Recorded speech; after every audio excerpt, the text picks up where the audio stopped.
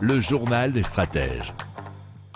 Allez, on parle pouvoir d'achat qui aurait augmenté selon l'INSEE en 2021, et cela de pratiquement 2%, et malgré une inflation à 1,6%.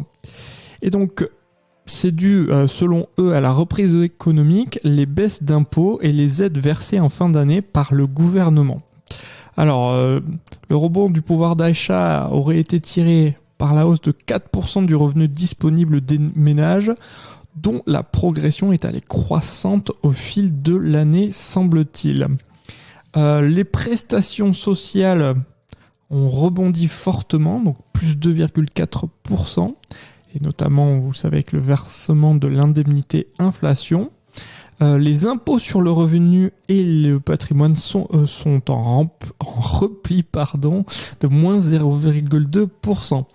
L'inflation a atteint en moyenne 1,6% l'an dernier, donc ce qui permet de garder du pouvoir d'achat. Et le taux d'épargne est resté tout de même élevé en 2021 avec 19,5%. Il est en baisse de 1,9 points par rapport à 2020. Et ça, c'était un article de bfmtv.com.